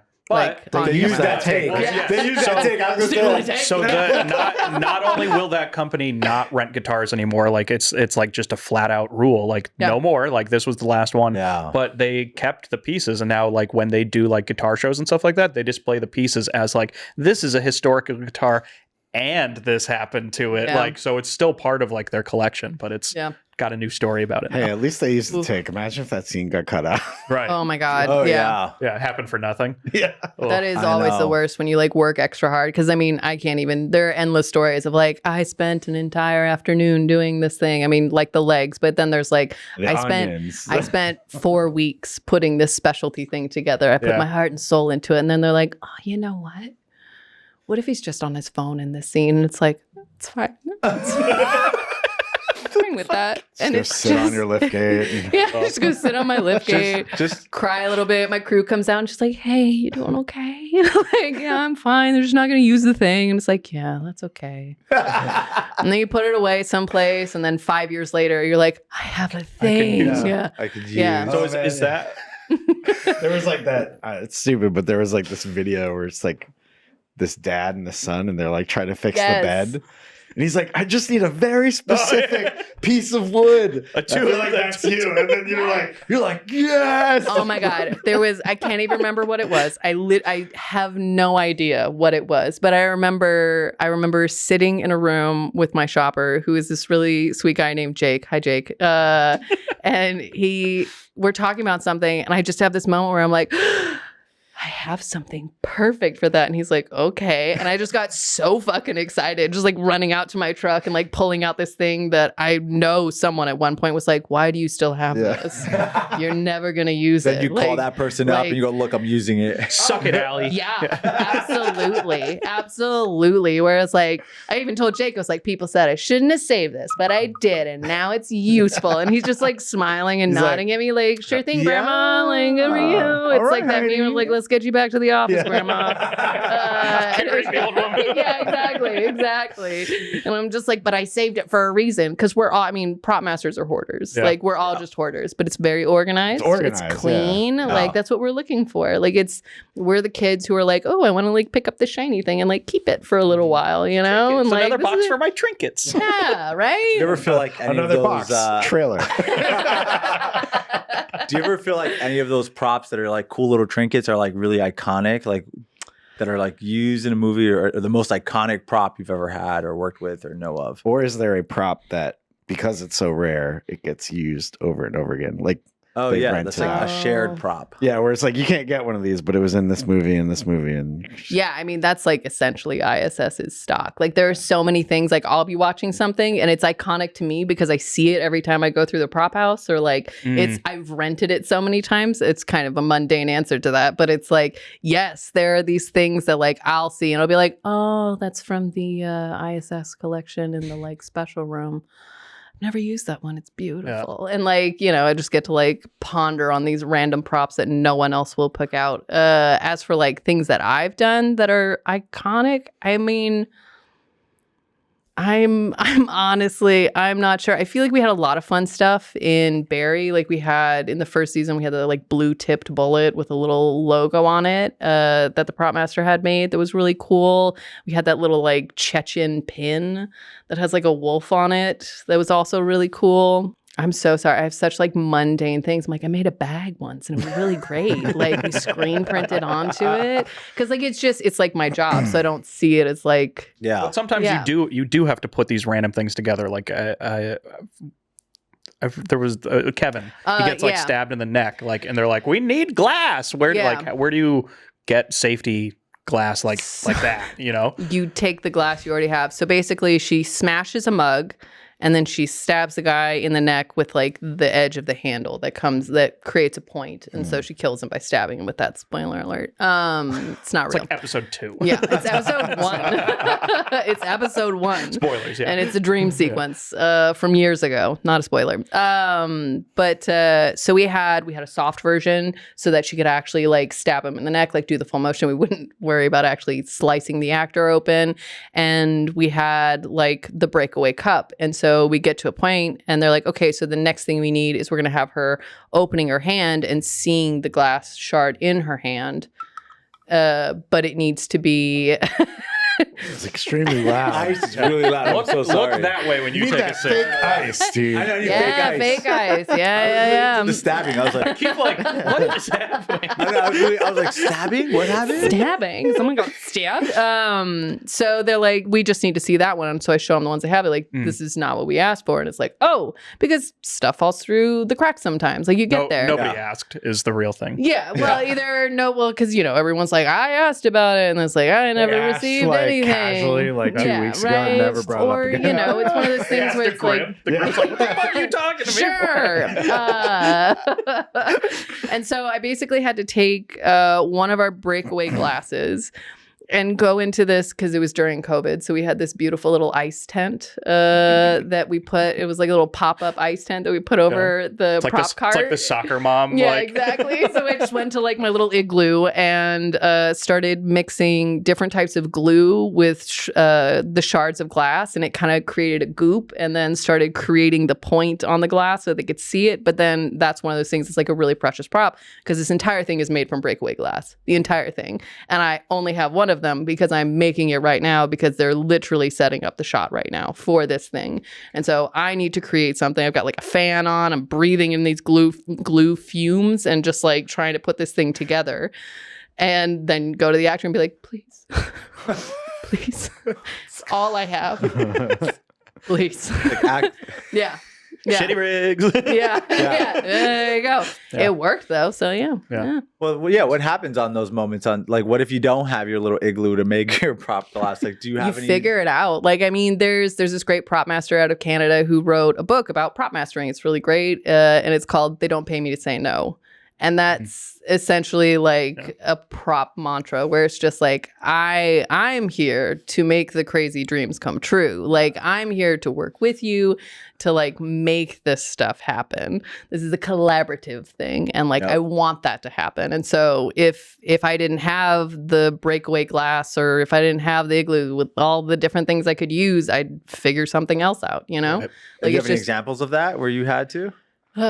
It's one of those things where it's like endless, where it's like, oh yeah, I had this one time where we needed 6 of this thing and I had 1 of them. And so I had to send my truck person back to like cut tape in this way to wrap this random thing that matched that. And then if it's like, we use one piece, like I always go to the AD, another person that I really want to be friendly with, to be like, hey, hi, can we not look at this in this scene? Like, can we not look in We this need 10 direction? extra Like, minutes. I Yeah. need 10 minutes to look at, like, to Yeah. fix this thing up so it's good. And I'll either get a, like, no, we're looking at that now. It's like, okay, great.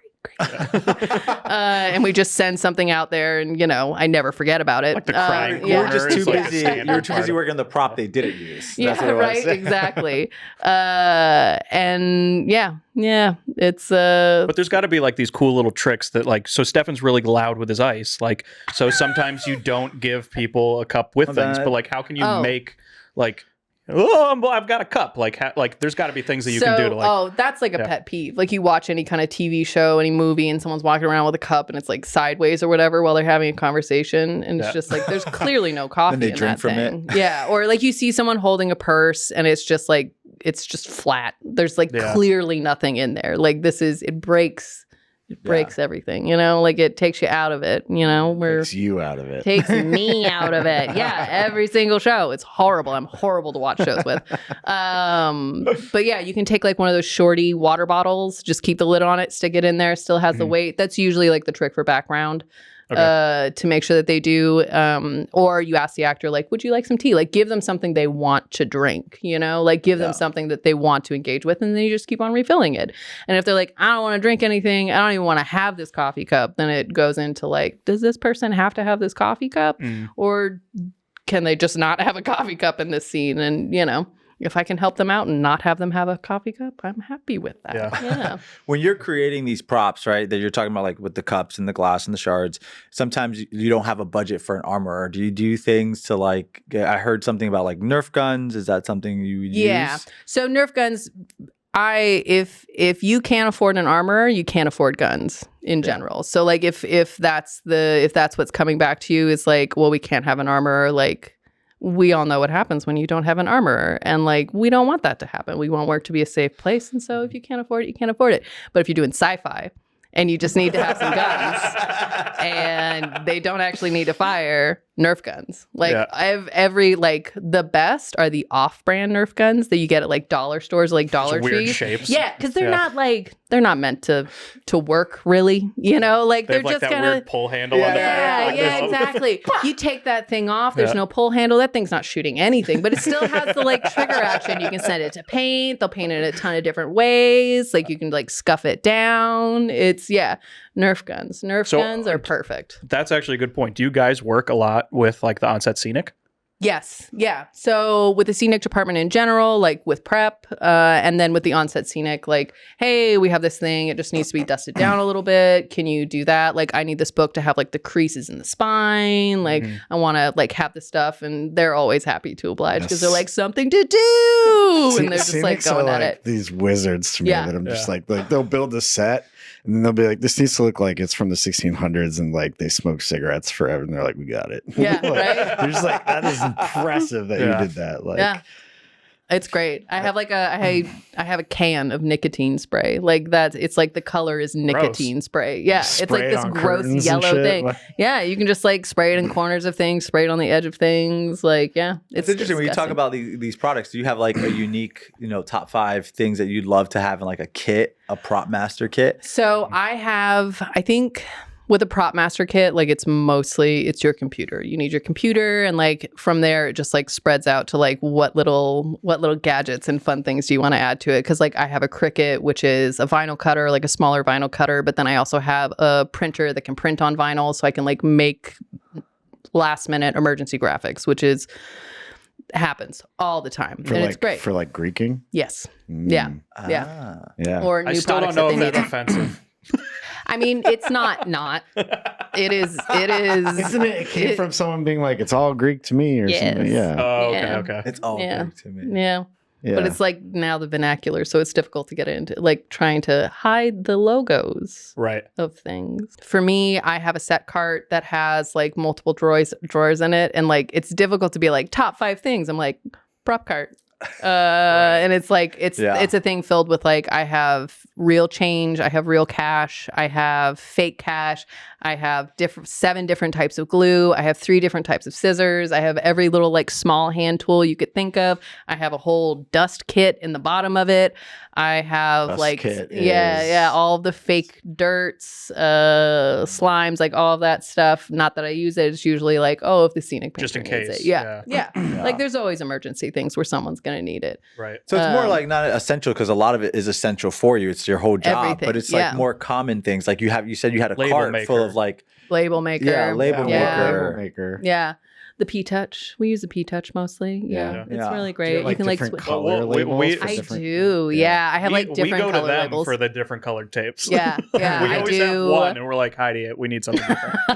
I have like one color for kit bins, one color for show bins, and then one color for day bins, so that if my crew goes in and they're just like looking for something, they can look for the color rather than like reading every single box because it's an entire trailer of just bins. Like when you're breaking down the script for that kind of stuff, like if you have a bin for like a character, like like this is everything that happens before this part of the script, like that kind of like do you get that organized with like your like it's not even by this point in the script, it's like this is all of the character stuff, like, and then so the entire character for the entire run of the series or the movie or whatever, they are in this bin or these 2 bins, and then from there your truck person will pull different things to put in the day bin, Okay. and so it's basically you have to organize the whole and then have someone there to pull from that to organize the daily. interesting. Okay. Yeah. Wow. I mean, Heidi, this is amazing. It's too much. Is there like so you do these things with props, I'm sure, and then they're like, this character's done. Never gonna see this. Do you save it? Are you like, Oh yeah, absolutely never getting rid of this forever? you can. Because in season 2 they're gonna ask me for it. Yeah. Oh, listen. If Even though it's they're like, something "This that's will getting never a happen second again." season, yeah. Oh, you don't trust them. You can never trust them ever, because then you will be caught. They're like, you know what? We've added this person to this, or you know what? We think it'd be fun to like add some of his things into this scene, even though he's not here. And if you've like sent it all back, if you've like put it all away, no, you keep it for the entire time, because you don't know when you're gonna need to do reshoots. So that's like, why your borrowing scheme is just like, it's got to be 6 months plus, like just in case. Like, absolutely. And like generally that is what it is, where it's like, if I'm going to borrow something, I'm going to borrow it for the entire time. And when we go to wrap, I'm going to take a picture of it. And in that picture, I'm going to write down, because usually I do my like, yeah, exactly. Because if someone else comes in and takes over the show for the next season, or if there's a reshoot or whatever, and this hero thing is needed, then the person who's picking up, if it's not me, needs to know where that thing came from. And so I need to leave them like a detailed trail of how to get this thing back. Because like that's at the end of a show, you have to do a wrap book. And that's like a lot of it. When they call you, you charge them. Like this is $100 to talk to me today. Yeah, no, because like you don't want to screw people over. You want to help out. it's just another favor, man. You're just like, exactly. Exactly. You have a good story about, I know this wasn't your department, but like the last episode of Barry in the first season takes place at a cabin where they built some special stuff, and then they didn't realize they were going back there for the first episode of the second season. Oh my god, yeah. Can you talk about that a little bit? Oh my god. So like they like built a whole deck on the outside of that place, and then It's like 200 stairs or something going down to the lake. I remember this. It's like, well, it wasn't like 200 stairs, but it's like we did a lot. Like it was this little cabin in Big Bear. Yeah, Big Bear. And so, which was really funny, because the day of, we had like our safety meeting, and the local guy was like, hey, just so you know, we've had a bear sighting. So just put your trash in this thing, make it sealed off. If you see anything, just, run to your truck, shut the door. Have your sneakers on. And it's one of those like, oh, great. And Henry Winkler's there, and he's just like, that's it? That's it. He's like, am I just supposed to look at a bear and be like, I'm Fonz, and then like hope he doesn't kill me? And it burned in my memory. It was fucking amazing. So yeah. It's amazing. I got to see him do the Fonz thing. It's beautiful. But yeah, they built like this beautiful like couple tiered deck. Right. So you have like the front, and then it's like this big white thing. And we're all joking about it. Like when we're there, like I'm talking to the production designer, we're looking at it, and like he's talking about it. He's like, yeah, no, this isn't up to code. This isn't safe. Yeah, it absolutely has to get teared down. We're done. And I'm like, oh, great. That's cool. And then it was like, yeah, we got to rebuild the whole thing. And it's like, oh, super. But it's like an actual camp, They couldn't leave it up the entire time anyways. But like, yeah. I feel like homeowners are always like the amount of paperwork you'd have to get them to sign to like leave, because you're like, this is not up to code. If you get hurt, you're not coming back to us. This is like, so most productions, like if we've built gazebos, we built sunrooms, they all like, people are like, you just increased the value of my house. No, I didn't. No.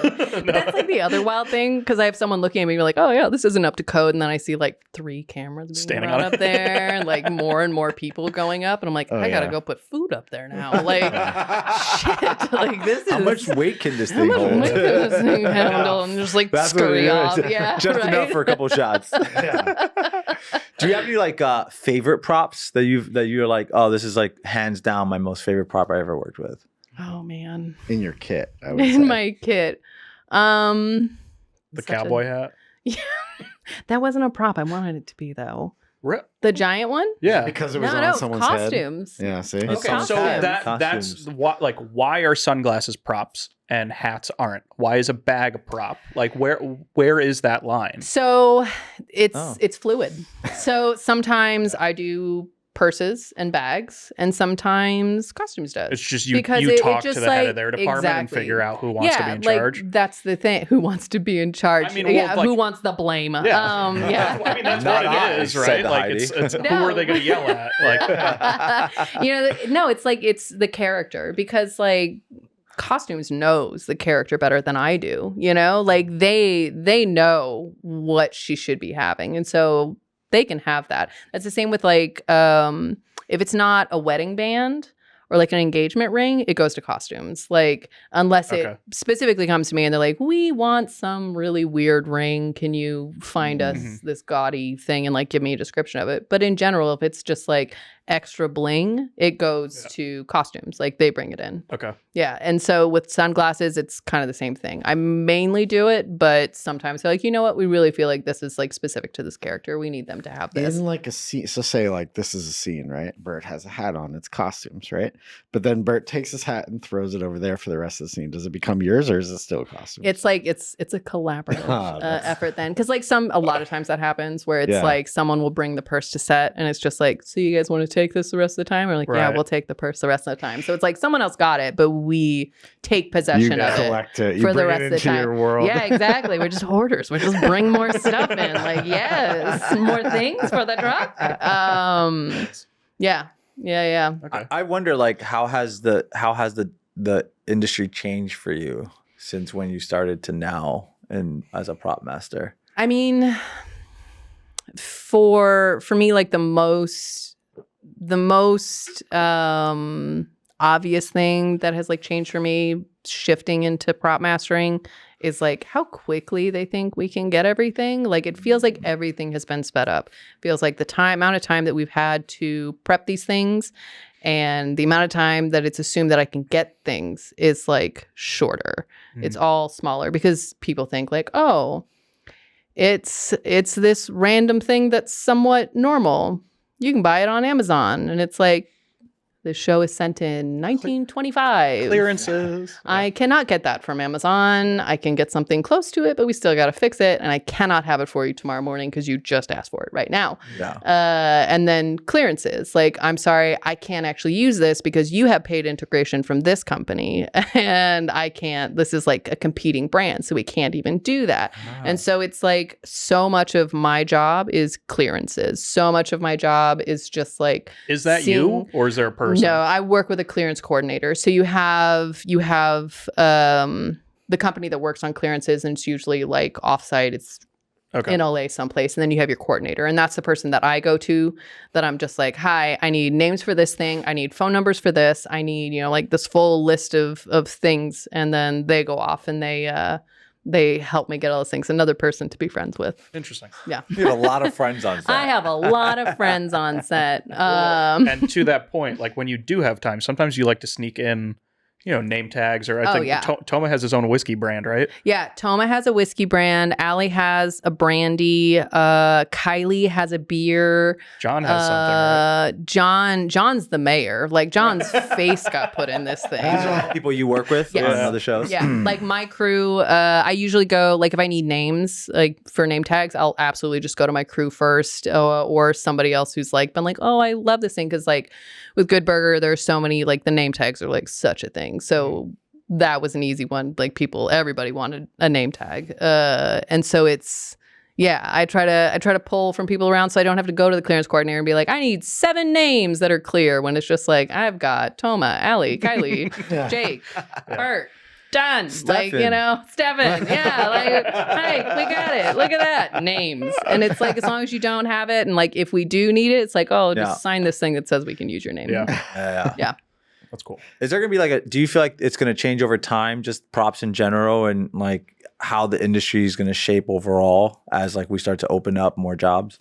Yeah, I mean, I feel like in general, the kind of landscape of filming is in like a state of flux. Yeah. I think we're seeing that obviously with like the writer strike and the actor strike and like IATSE negotiations coming up soon. Like there are things changing because people are demanding free time and weekends. Hey, comparable What's to that? what inflation is at. Like there's a labor movement happening, and within that, there's a lot of things that like go into quality of life for us. And so I think that we're kind of facing that that wall of like, these are the things that have like made this job harder. How can we make this easier? How can we adjust this so that it's like good for all of us, and so that the product doesn't diminish, but also I don't diminish. Because like it takes a lot out of you to like constantly be thinking about literally everything all the time. Everything. Yeah, because you're not just on set. There's so much pre that Yeah. happens and post that happens after. Yeah. Oh, yeah. The worst is when you get an email from post being like, why was this thing in this scene? We don't have clearance for this to use in this scene. You're like, I don't know. And then I have to like Good go luck through editing it. like I have to go through my pictures and be like, why was this thing there? And it's just like, oh, it was there because someone grabbed the wrong thing. And we were shooting on 2 stages at once and I couldn't be in 2 places at once. And Yeah. like, but like, why were we shooting in 2 places at once without proper crewing? Like that's right. where it falls through. Like, yeah, sure, you made your day, but like now you have this issue because I wasn't able to be there to not tell the underage character to grab the bottle of brand liquor and chug from that. You know, like we had the non-brand because that's the main thing. You cannot have any branded anything. Underage drinking, not allowed. Has to be a fake name. Which is another fun one. Yeah, obviously. So Thomas. Bert, you should give Yeah. Bert a bottle of something. Bert, would Actually, my mead made Yeah. it into Nice. some shows. Yeah, That yeah, was we through- had it in there. It was set deck one season, and then it went to props, and props was using it the next season. Yeah, it was great. That's fun. Very did. Or then plugged when it. they were like, "Hey, we need to empty a couple bottles," you're like, Fuck yeah. Speaking of which, if you guys want to donate to get Bert a drink, we'll put a QR code and a Zelle on the bottom, and you can help keep Bert stomach full of liquor. hydrated. Yeah, He'll be hydrated. Keep him Hydrated, hydrated, keep him yeah. Heidi, I mean, this has actually been really great. I knew nothing about props at all, and besides, like, hey, as an AD, I need this. Do you have it already? So, like, Nope. Is it needed now? No. Yeah. Oh, great. I've been working on this other thing you did that you needed and said you needed and you don't anymore. But no, thank you so much for coming in and sharing with us like how it all comes together. It's so much work that happens. Where can people find out about you, props, or hire you? Do you have an Instagram or? In general, I think a great place to start is propertymastersguild.org. We also have an Instagram. We have a not Snapchat. We have a Snapchat, Property Masters Guild Snapchat. Property Masters After Dark. Pictures might end up in the movie. Yeah, right. Here's some random bottom legs. Awesome. Actually, that's not bad. I should do that, right? You got to find some Property kind of Masters legal Guild After document Dark. somewhere. Yeah. It's like the most random of things. But the PMG Instagram is a great place. You guys on TikTok? Yes. Yes, Are we you on are on TikTok too? TikTok. There you Yes. go. You Yeah. love Not TikTok. Snapchat, Love but TikTok. TikTok. Yes. And thank you guys for listening. All that information she just said will be on the bottom in the description below. And we'll see you guys on the next episode of Rap Drinks. Peace. Cheers. See ya.